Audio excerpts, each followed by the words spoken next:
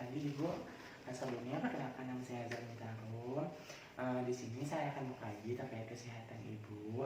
Di sini nanti ada beberapa pengajian. Untuk estimasi waktunya sekitar 20 menit. Untuk pelaksanaannya di sini aja ya Ibu, dengan posisi duduk. Apakah Ibu sudah nyaman dengan posisinya? Sudah. Nah, sebelumnya bisa perkenalkan nama diri Ibu sama tempat tanggal lahir. Nama saya Fahma. Iya. Saya lahir di Magetan 12 Oktober 1961. Oh iya.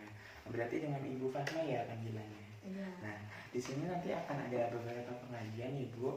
Untuk pengkajiannya nanti mungkin saya bantu aja ya Ibu untuk mempermudah komunikasinya. Nah, sebelumnya di sini saya ingin mengukur tensi Ibu. Mungkin ibunya bisa mengulurkan tangannya untuk kami tensi. Yang kanan atau yang kiri? Yang senyamannya Ibu aja.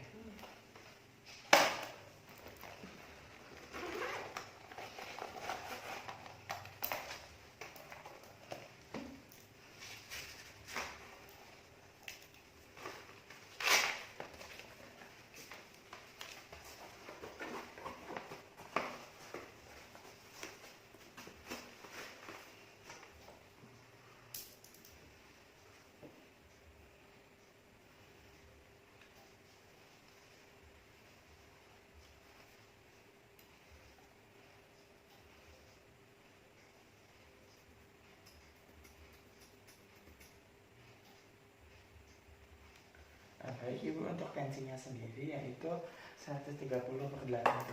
Ini tensinya normal ya Ibu. Nah, selanjutnya lanjut ke pengkajian selanjutnya ya Ibu. Nah, di sini Ibu masih ingat nggak golongan darahnya? Lupa ya, mungkin nanti bisa cek golongan darah ya Ibu. Terus sebentar ya Ibu, pulpen saya jatuh. Terus untuk agamanya Islam ya Ibu? Iya. Ibunya asli suku Jawa? Iya. Iya, Jawa. Untuk pendidikannya terakhir apa Ibu? SMA. Di sini yang sebagai kepala keluarga anaknya apa Ibu sendiri ya? Anak saya. Oh, anaknya. Untuk pekerjaan sekarang itu apa ya Ibu? Di rumah aja. Di rumah aja, bantu-bantu di rumah ya. Iya. Nah, terus terkait riwayat kesehatan. Untuk beberapa saat ini mungkin Ibu mengeluhkan sesuatu atau pusing atau apa gitu Bu? Mah. Oh, sering mah ya. Kalau penyakit sebelumnya mungkin Ibu pernah ngalamin atau apa gitu Ibu? Penyakit-penyakit yang pernah dialamin? Ya dulu pusing sama mah. Oh, pusing sama mah dulu Ibu. Gak punya penyakit jantung atau apa gitu nggak punya ya Ibu? Nggak ada.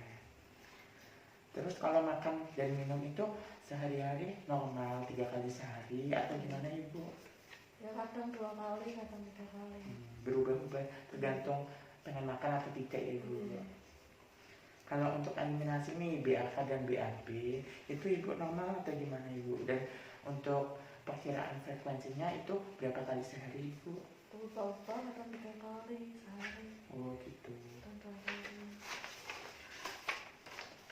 Untuk toileting, mandi, gosok gigi, keramas itu dilakukan Ibu sendiri atau kadang-kadang kalau capek itu dibantu atau gimana Ibu?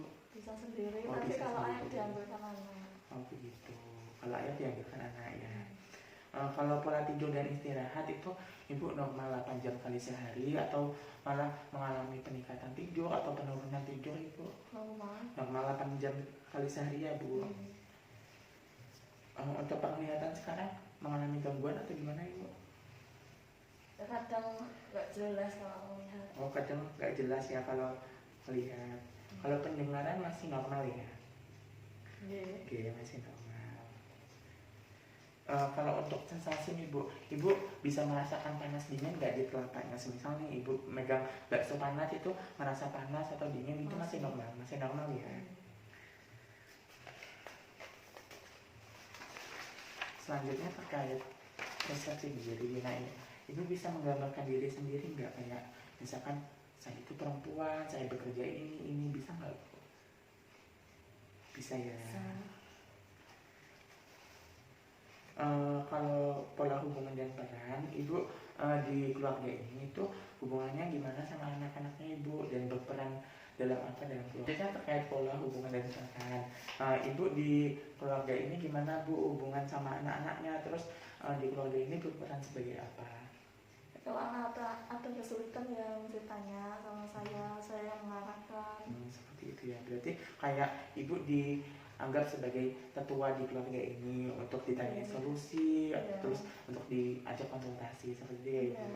Nah terus terkait stres nih ibu nih, semisal ibu tuh capek mengalami stres, nah itu ibu cara mengatasi itu seperti apa? Ya main berbau sama tetangga. Oh begitu, berbau sama tetangga di luar, Ya lihat-lihat ngobrol gitu ya bu ya. Terus kalau sistem nilai dan keyakinan, ibu kan agama Islam nih, itu setiap hari sholat ibu. Terus juga kadang-kadang ikut pengajian di tetangga atau gimana ibu? Pengajian sama anak saya. Oh pengajian di rumah aja ya ibu, ngaji-ngaji di rumah. Nah selanjutnya ini ada pengkajian CAT sih ibu. Oke.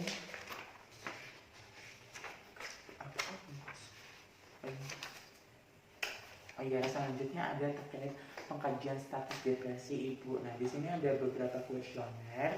Ini mau saya bantu atau ibu isi sendiri? Dibantu boleh. Dibantu. Nah ini ada beberapa pertanyaan ibu, nanti bisa jawab jujur sesuai dengan kondisinya ya ibu. Nah di sini ada namanya kesedihan. Nah ini gimana bu? Kalau sedih itu cara mengatasi ibu gimana? Ibu pernah mengalami sedih atau sangat-sangat mengalami sedih atau galau setiap hari atau merasa sedih atau tidak pernah merasa sedih ibu? Kadang-kadang. Kadang-kadang ya. Terus terkait pesimisme, nah itu gimana ibu merasa bahwa masa depan itu sia-sia atau merasa tidak mempunyai apa-apa atau merasa berkecil hati mengenai masa depan atau tidak begitu pesimis dalam masa depan? Ya sedikit. Sedikit ya, berarti merasa berkecil hati ya ibu. Terus terkait rasa kegagalan, ibu itu benar-benar gagal sebagai orang tua atau melihat kehidupan ke belakang atau merasa telah gagal melebihi orang pada umumnya, atau saya tidak merasa gagal? Tidak pernah merasa gagal ya ibu. Terus terkait ketidakpuasan, ibu tidak puas dengan segalanya, tidak lagi mendapatkan kepuasan atau tidak menyukai cara yang saya gunakan, atau saya tidak merasa tidak puas? Oh iya ibu, saya tidak merasa tidak puas ya. Terus terkait rasa bersalah, itu saya merasa seolah-olah sangat buruk, saya merasa sangat bersalah, saya merasa buruk, tak berharga sebagai bagian dari waktu yang baik, saya tidak merasa benar-benar bersalah. Saya merasa buruk. Oh gitu ya ibu. Terus tidak menyukai diri sendiri, saya benci diri saya sendiri, saya menolak dengan diri sendiri, saya tidak suka dengan diri saya sendiri, saya tidak merasa kecewa dengan diri sendiri. Saya tidak merasa kecewa. Tidak merasa kecewa ya. Untuk membahayakan diri sendiri, saya akan bunuh diri jika saya mempunyai kesempatan. Saya mempunyai rencana pasti tentang tujuan bunuh diri. Saya merasa lebih baik mati. Saya tidak mempunyai pikiran mengenai membahayakan diri sendiri. Saya tidak mempunyai. Oh, tidak punya keinginan untuk bunuh diri ya ibu ya? Tidak. Ya, untuk menarik diri dari sosial ibu. Saya telah kehilangan semua minat pada orang lain dan tidak merasa peduli. Saya telah kehilangan minat pada orang lain, sedikit merasa peduli. Saya kurang berminat pada orang lain, saya tidak kehilangan minat pada orang lain. Saya kurang minat pada orang lain. Oh, seperti itu ya. Untuk keraguan ibu, saya tidak membuat keputusan sama sekali. Saya mempunyai banyak kesulitan dalam mengambil keputusan. Saya berusaha mengambil keputusan, atau saya membuat keputusan dengan baik ibu? Saya berusaha mengambil keputusan. Seperti itu ya ibu. Untuk perubahan gambar diri, saya merasa bahwa saya jelek. Saya merasa bahwa ada perubahan permanen. Saya khawatir bahwa saya tampak tua. Saya merasa bahwa saya tampak lebih buruk. Saya khawatir bahwa saya tambah tua. Oh, seperti itu ya. Untuk kesulitan kerja Ibu, saya tidak melakukan pekerjaan sama sekali. Saya telah mendorong diri saya sendiri dengan keras. Saya melakukan upaya tambahan untuk melakukan sesuatu. Saya dapat bekerja kira-kiranya sebaik sebelumnya. Saya tidak melakukan pekerjaan. Oh ya Ibu. Untuk pelatihan, saya sangat lelah untuk melakukan sesuatu. Saya merasa lelah untuk melakukan sesuatu.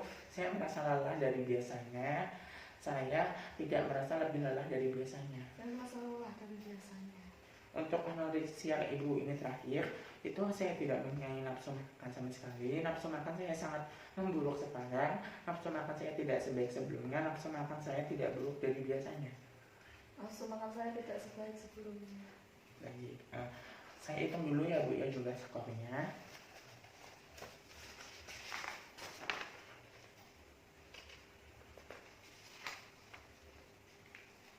Baik, dari jumlah skornya ini ada sekitar 6 Ibu jumlah skornya. Nah, untuk jumlah skor 6 sendiri itu dapat dihasilkan yaitu depresi ringan ya.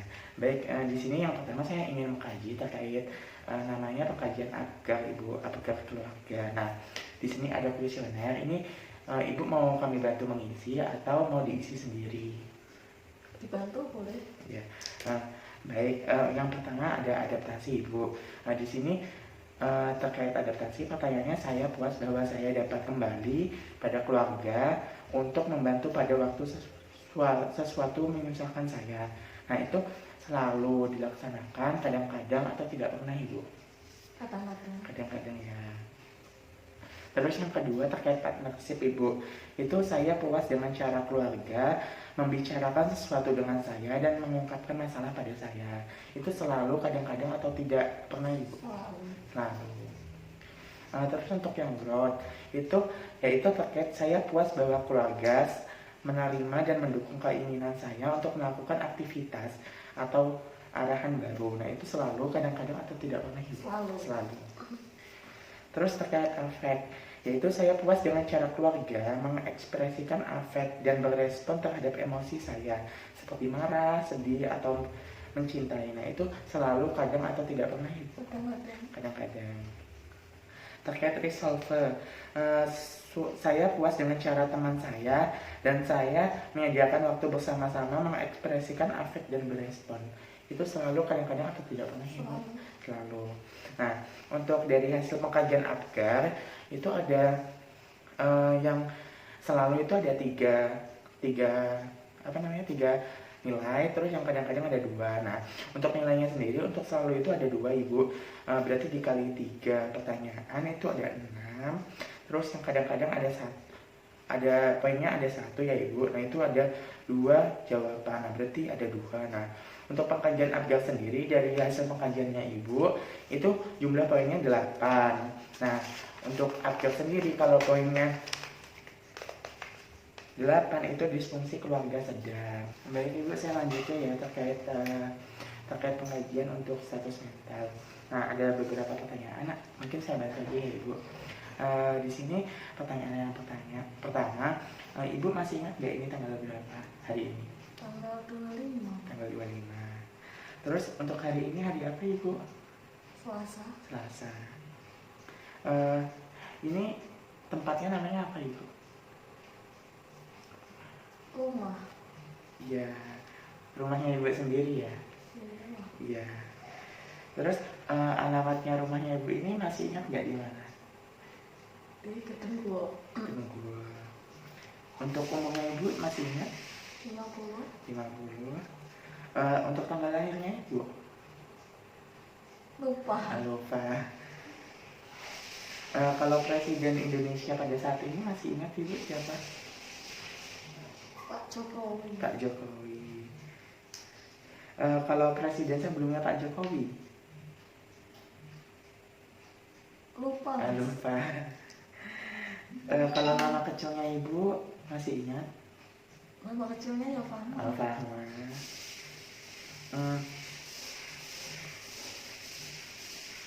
Semisalnya Ibu, saya kasih soal nih, 5 ditambah 7 dikurangi 2, itu Ibu bisa jawab nggak?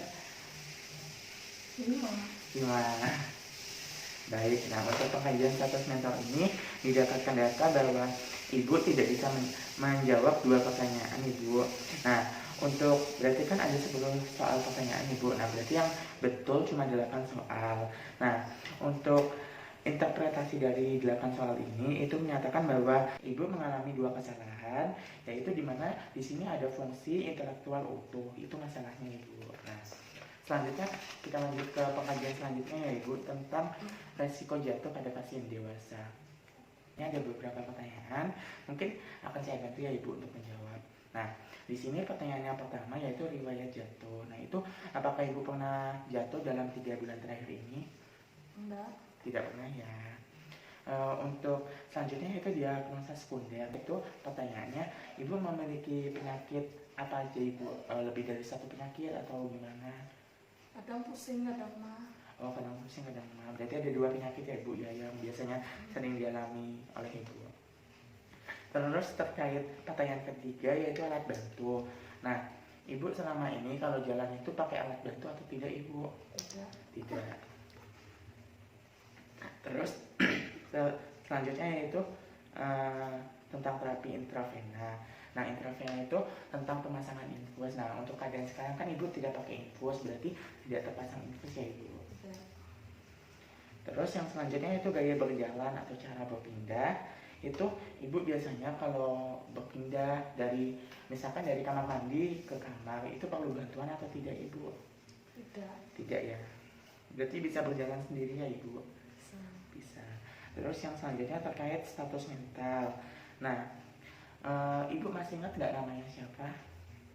Rahma. Terus misalkan nih terkait apa namanya? Nah, nama anak-anaknya masih ingat? Anak cucu mungkin? Oh, cucu kadang lupa. Kadang lupa. Nah, terus dari hasil pengkajian resiko jatuh ini didapatkan bahwa ibu itu tidak memiliki resiko jatuh seperti itu ibu. Nah, selanjutnya yaitu terkait pengkajian status fungsional. Nah, ini ada namanya indeks kemandirian CATS ibu. Nah, di sini ada kuesionernya, ada beberapa pertanyaan. Mungkin saya bantu aja ya ibu biar cepat. Di sini ibu mandinya itu dibantu atau mandiri ibu? Mandi sendiri. Mandi sendiri ya. Kalau cara berpakaian ibu mengalami kesulitan mengancing atau kadang bingung mencari baju atau mungkin bisa nyari sendiri ibu? Kadang kesulitan mencari baju. Oh, kadang-kadang kesulitan ya, berarti perlu bantuan sama anaknya. Nah, terus kalau ke kamar mandi ibu itu ibunya kalau membersihkan area genitalia, terus membersihkan habis pipis atau habis BAK, BAB itu bisa sendiri atau gimana ibu? Bisa sendiri. Bisa sendiri ya. Terus terkait berpindah, ibu kalau dari tempat tidur ke kamar mandi itu bisa sendiri ya? Iya. Ya. Terus terkait kontinen, itu BAK dan BAB-nya ibu itu normal atau gimana ibu?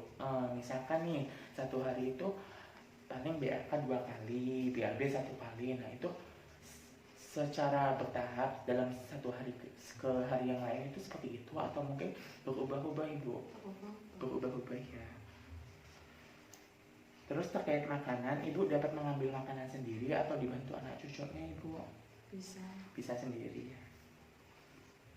Nah, untuk dari hasilnya ini sendiri didapatkan bahwa ibu itu ada 2 yang mengalami ketergantungan dan ada 4 yang mengalami mandiri, seperti itu ibu. Dari semua pengkajian ini saya ingin melakukan intervensi ibu. Nah, intervensinya ini gimana? Untuk mengatasi stres yang ibu rasakan. Kan dari pengkajian di sini saya ingin melakukan terapi ibu. Nama terapinya itu terapi napas dalam. Nah, dilakukan sekitar 3 menit ibu. Nah, terapi ini berfungsi untuk mengurangi stres pada diri ibu supaya ibu itu merasa rileks, bisa nyaman dengan kondisinya lagi. Nah, untuk terapinya gampang ibu dilakukannya, cuma ibu duduk, terus nanti ibu bernafas 3 kali, tarik nafas, keluarkan seperti itu ibu. Nah, itu dilakukan secara 3 kali, terus nanti selanjutnya ada tarik nafas lagi, keluarkan lagi tapi secara lama ibu, dalam hitungan 3 detik, terus seperti itu. Nah, akan saya pandu, nanti ibu bisa lakukan ya. Iya. Ya, sekarang mungkin tarik nafas dulu ibu, keluarkan, tarik nafas ibu, keluarkan. Nah, sekarang mungkin tangannya didegangkan ke depan, terus tarik nafas lagi ibu, keluarkan, tarik nafas, tahan, keluarkan. Nah, bagaimana ibu setelah melakukan tarik nafas dalam? Apakah ibu merasa rileks atau bagaimana ibu? Sudah mendingan. Sudah mendingan, berarti agak hilang ya bu ya stresnya. Nah, baik, mungkin pakaiannya pada ibu dan intervensi untuk perawatannya sekarang sudah cukup. Mungkin nanti saya akan kesini lagi sekitar 2 minggu lagi untuk melakukan kajian selanjutnya terkait kesehatan ibu. Terus juga mungkin ibu bisa melaksanakan posyandu PTM ibu. Nanti di sana ada penyembuhan, terus ibu bisa cek gula darah atau cek asam urat kayak gitu ibu. Ibu bisa ikut di posyandu PTM. Sebelum kegiatan saya akhiri, mungkin ada pertanyaan ibu? Tidak ada. Tidak ada. Baik, terima kasih ibu atas kesempatan waktunya. Semoga ibu sehat selalu di masa pandemi ini. Saya mengucapkan terima kasih. Wassalamualaikum warahmatullahi wabarakatuh. Waalaikumsalam.